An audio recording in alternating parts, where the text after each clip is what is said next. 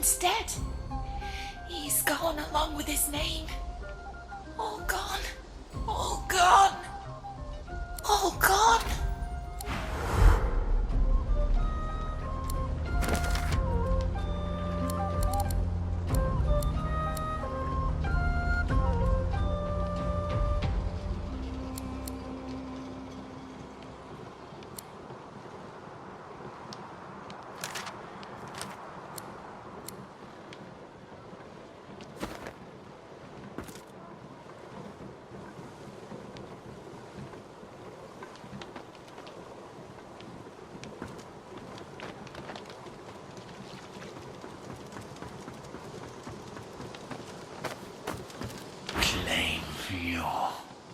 Fee in knowledge.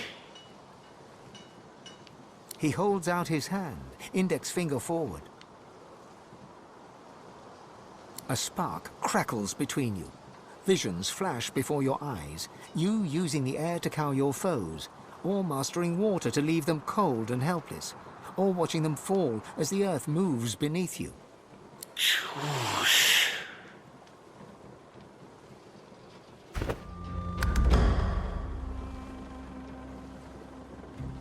He touches the tip of his finger to yours. Your mind opens, and a secret of the air implants itself within you. Use it well. He dips his head in thanks, raises his index finger to his temple to say goodbye. Then...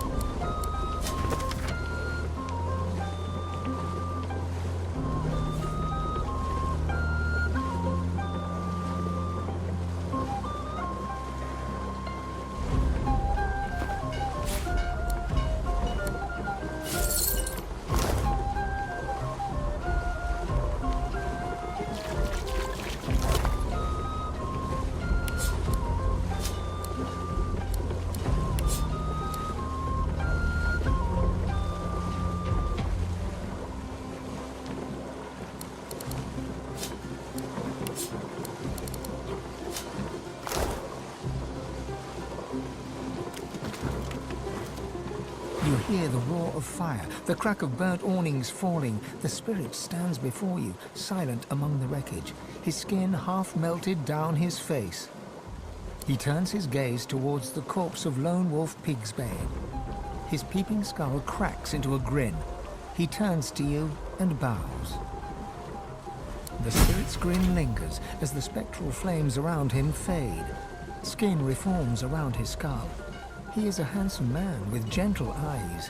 He waves and vanishes.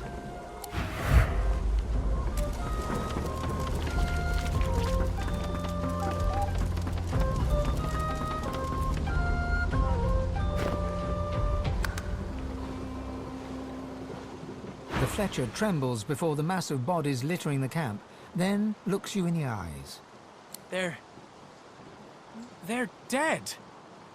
That means I can leave.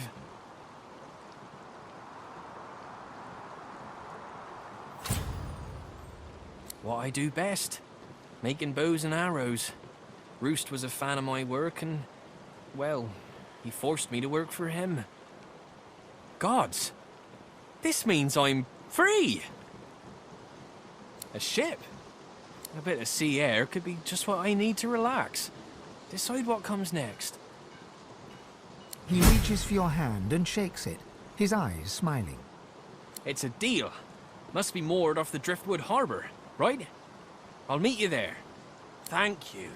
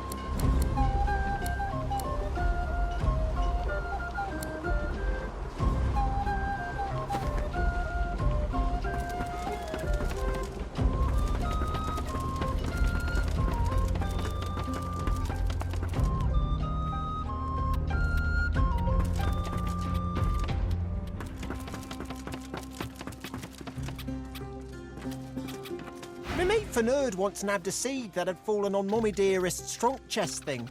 It was never the same after that. I guess losing after...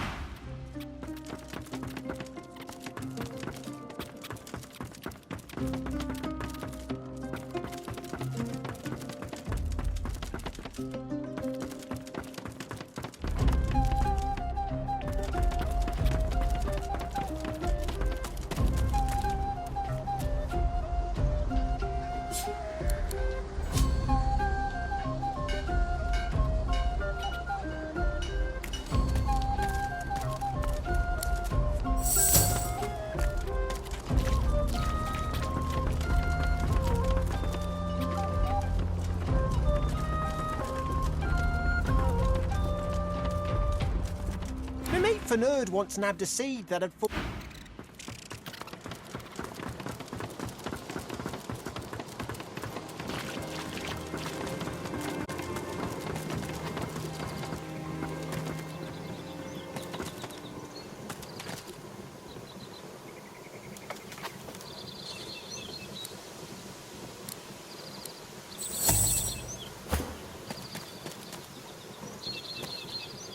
The spirit stands with her feet apart, arms at her sides, palms up. She appears to be chanting something, perhaps a prayer to the sky. But you hear...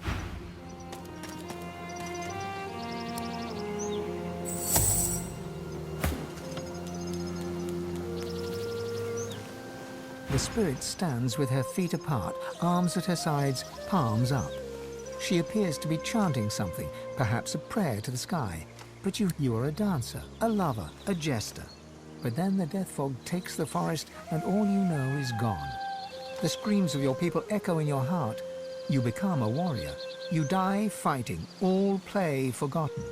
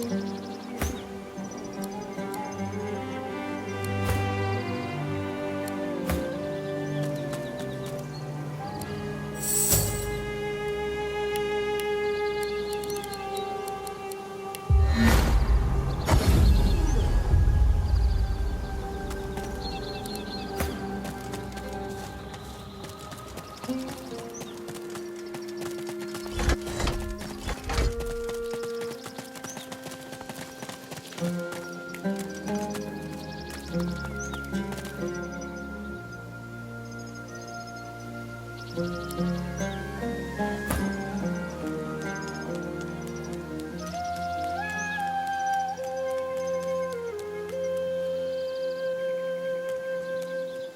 ghostly elf stands protectively over his corpse, eyes darting across the minefield. You are a warrior, proud and true. You saw your people die as the death fog consumed the forest.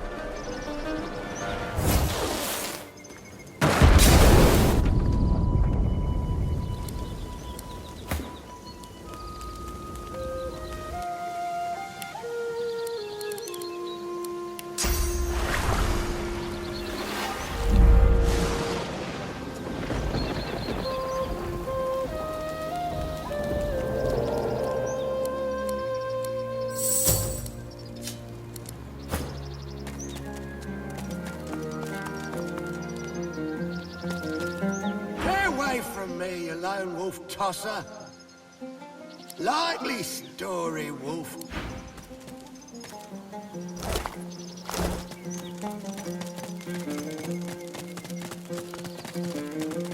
We continue. We go on.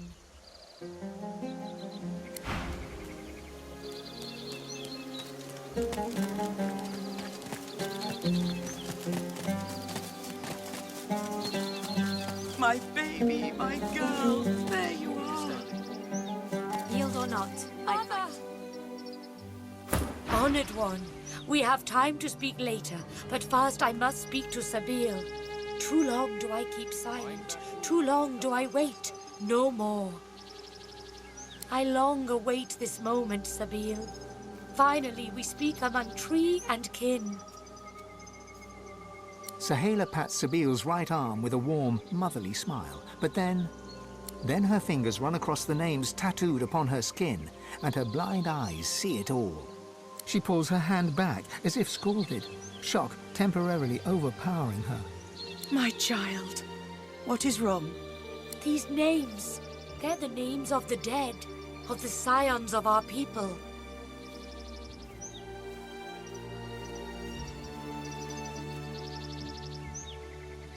You know what it means to be on my skin. The names, they are scions. Of course! Your servants, your champions, your worshippers. Do you not remember, Sameila?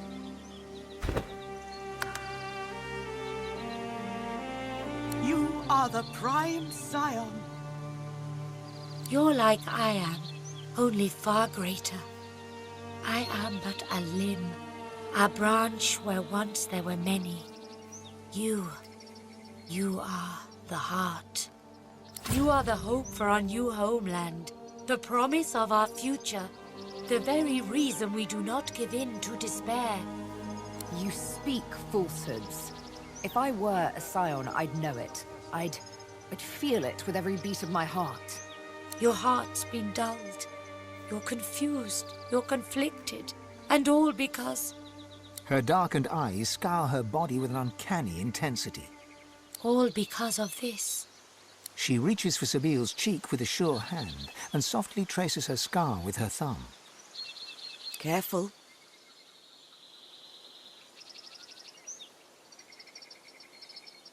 Such unspeakable horror, this thing. I see all now. I figure who you are, the one we fear, the needle in the night, the scion that is scion killer. That is who you are, is it not? Sameil's eyes close. You can only imagine the scenes of bloody murder she sees in her very own dark. I was forced to. You cause much grief. Tiliana, Kuma, Silius, Mindaran, all the many others on your long, lean arm. Dead friends. They are dead because you run away. They are dead because you do not want to be the heart. Your fear is how Roost captures you. Your fear is how they scar you. The scar makes you kill scions. Without scions, all elves die. If all elves die, the fault is yours. She grabs her brusquely, forces her face close to Sameil's. You remember. My blind eyes make you see. Sameila is forced to look into Sameila's murky white eyes. It looks like she's about to collapse. Bind that wound does not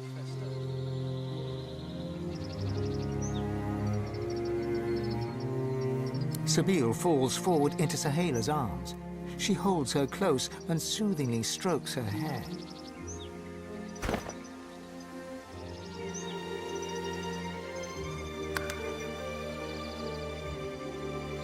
I saw it all.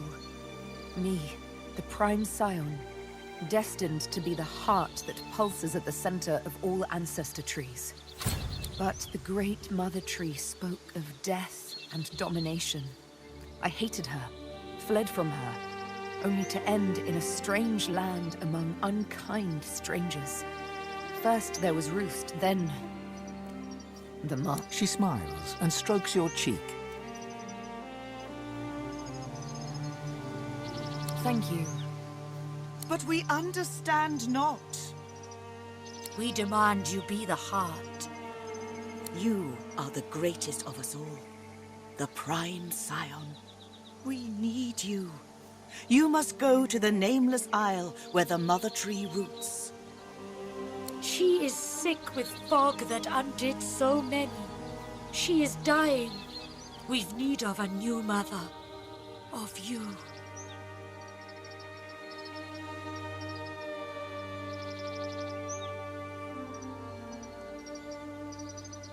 His words are wise, Sameila. They have a certain ring to them. Sameila is her own calm self again. Her eyes trace a bird of prey, black against blue in the sky. The mother, the master. We'll see. It is not a decision for today. But the nameless isle awaits. The great mother calls you with every breath of wind that rustles through her leaves. Heed her call, Sameila. It rustles for you. You are a new mother to us all. The heart that beats in our every chest. To be the heart, or to be heartless? Is that it? Wouldn't count your chickens just yet. My dearest friend, the one who saves me.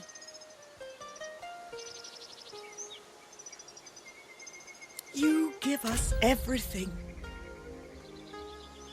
Thank you for helping me. Without you, I am already dead. You save us all. My girl is back. Our scion is back. I know what you need, and I can help you. She crouches down, placing a hand on the earthen ground. Can you hear them? Their roots stretch beneath us, even now.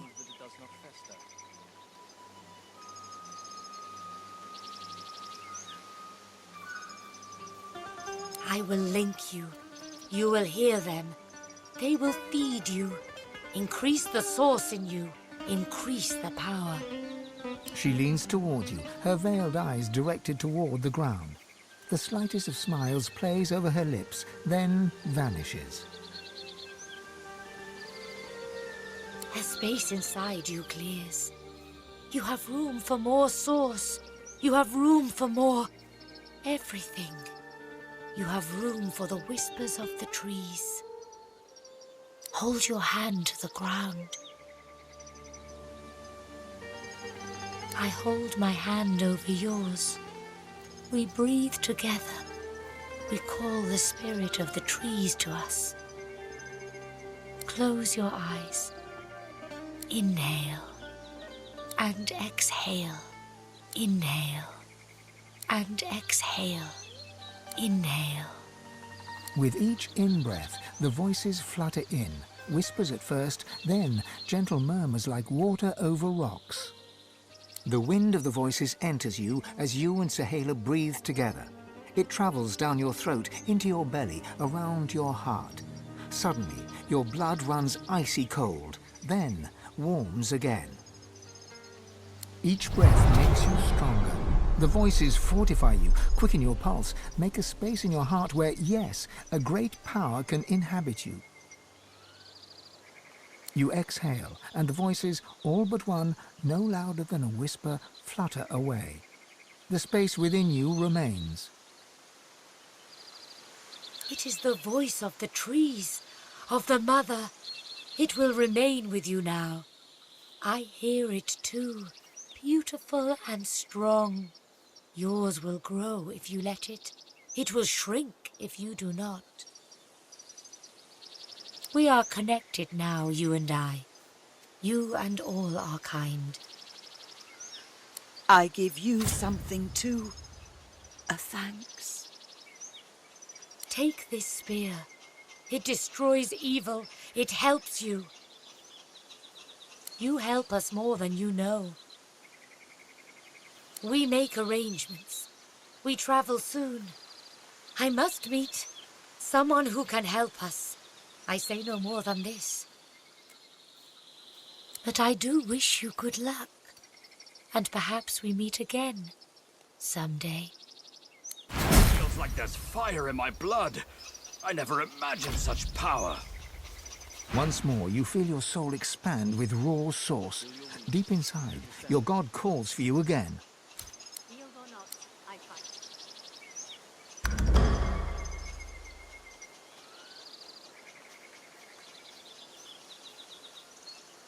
You should perform the Meister's ritual one last time, here or in Siva's vault.